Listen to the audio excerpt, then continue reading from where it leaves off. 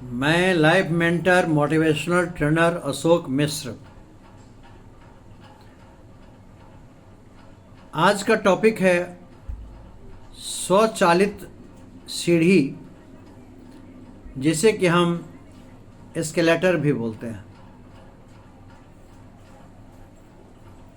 जीवन में बहुत सारी चीज़ें ऐसी होती हैं जो कुछ हम सुन के सीखते हैं, कुछ देख के सीखते हैं, कुछ करके सीखते हैं। जब हम स्वचालित सीढ़ी का उपयोग करते हैं तो हमें किन किन बिंदु पे ध्यान रखने की ज़रूरत है, आज हम उसकी चर्चा करेंगे।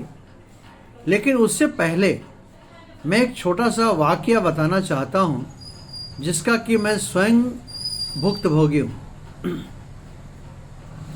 कई बार जीवन में आप गलती नहीं करते हैं, लेकिन किन्हीं दूसरे की गलती के चलते आपको परेशानियां बढ़ जाती हैं। ऐसा ही कुछ हुआ हमारे साथ। 22 फरवरी 2026 को मैं और मेरे ससुर महाराज दिल्ली से कानपुर के लिए रवाना हुए। रात में कोई 12 बजे की मेरी एक ट्रेन थी, श्रम शक्ति एक्सप्रेस। हम लोग समय से बहुत पहले ही स्टेशन पहुंच गए, अजमेरी गेट।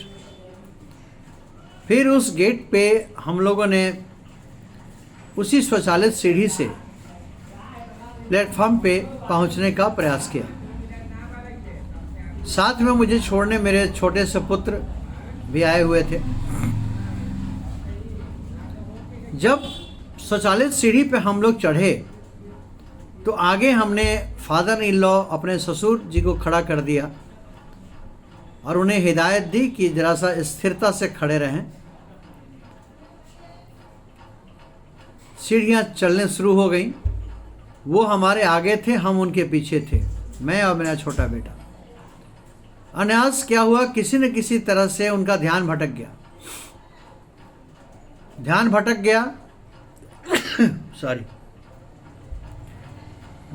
गया और वो पीछे की ओर गिर गए। जैसे वो पीछे की ओर गिरे, हमारे पे गिरे, मैं छोटे बेटे पे गिरा। सीढ़ी चलती जा रही थी। उन्हें तो हम लोगों ने किसी तरह से बचा लिया, लेकिन मुझे और मेरे बेटे को बहुत चोट आई। त्राहिमाम करने लगा। सीढ़ियाँ चल रही थीं, लेकिन बाद में सीढ़ी को किसी ने रोका, लेकिन तब तक बहुत देर हो चुका था, काफ़ी चोट लग चुकी थी। फिर किसी तरह से फर्स्ट एड करके हम लोग उस गाड़ी में सवार होके कुशल मंगल कानपुर पहुँचे। फिर इलाज हुआ, फिर मैं स्वस्थ हुआ। बेटा को भी काफ़ी चोट लग गई थी, उन्होंने भी अपना ट्रीटमेंट कराया, फिर ठीक हुए। कहने का आशय यह है कि देखिए, इसमें मेरी कोई कसूर नहीं था। जाने अनजाने में मिस्टेक हमारे ससुर महाराज से हुआ, लेकिन उसका खामियाजा मैं भी भोगा और साथ में मेरा बेटा भी। तो कई बार ज़िंदगी में ऐसा हो जाता है, तो क्या करना है हमें, उस विषय पे आज हम बात करने वाले हैं। सुविधाएं बहुत हैं। अच्छा लगता है कि हमें चढ़ने के लिए कदम नहीं उठाने पड़ते। हम एक जगह खड़े होते हैं और ऊपर अपने मंजिल तक पहुंच जाते हैं। लेकिन उस दुर्घटना से बचाव के लिए हमें करना क्या है? सबसे पहले ये ध्यान देना है कि चढ़ते समय हम बहुत ही सतर्क रहें। हमारा जो स्टेप है वो ठीक बीच में पड़े, एक सेंटर पर पड़े, ताकि शरीर का संतुलन हमारा बना रहे। चढ़ते समय बिल्कुल जल्दबाजी न करें और दौड़ के पकड़ने की सिस्टम तो बिल्कुल ना करें। अगर धक्का मुक्की हो रही हो तो थोड़ा इंतज़ार कर लें। स्थिरता शांति से ही बनाकर खड़े रहें वहाँ, तो दुर्घटना से बच सकते हैं। हाथ को रेलिंग से पकड़ लें ताकि संतुलन बनाए रखने में हैंड रेल जो होता है उससे काफ़ी मदद मिलती है। कोशिश करें कि किनारे में खड़े रहें ताकि आपको सीढ़ी पकड़ने में सुविधा रहेगी और आप संतुलित रहेंगे। ना इधर उधर झांकें, ना इधर उधर ताकें। सिर्फ वो पीली लाइन, बहुत जगह पीली लाइन बनी रहती है, उसमें उसके अंदर सुरक्षा रेखा के घेरा के बीच में खड़े रहें ताकि आप सकुशल अपने मंजिल खास तक पहुंच जाएं। सीढ़ी पर मोबाइल का उपयोग बिल्कुल न करें। मोबाइल का उपयोग करने से ध्यान भटकने की संभावना हो जाती है और खतरा बढ़ जाता है। चलती सीढ़ी पर दौड़े ना। बहुत लोगों को देखेंगे सीढ़ी चल रही होती है लेकिन उसी में वो दौड़ते रहते हैं।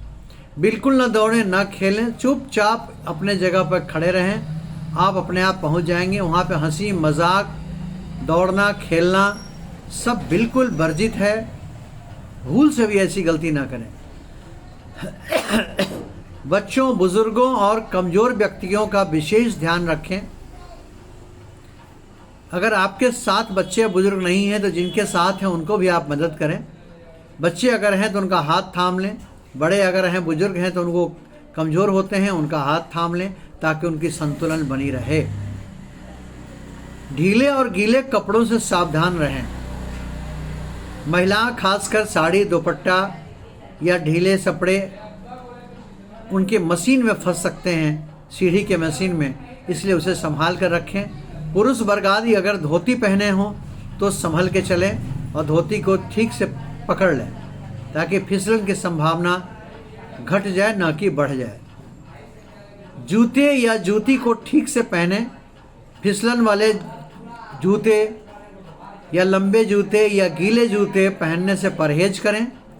यदि अगर पहनने की स्थिति बनती भी है तो उसके फीतों को कस के बांध लें ताकि किसी तरह की दुर्घटना ना हो। अपने सामान को संभाल कर रखें। भारी सामान को पकड़े रहें और अपने से ऊपर रखें ताकि वो नीचे की ओर उसकी लोड ना पड़े, लटकता हुआ ना हो, क्योंकि लटकता हुआ सामान आपके संतुलन को बखूबी बिगाड़ सकता है और आप असुरक्षित होकर दुर्घटनाग्रस्त हो सकते हैं। उतरते और चढ़ते समय अपने सामने देखें, न कि नीचे और दाएं बाएं ताक झांक करें।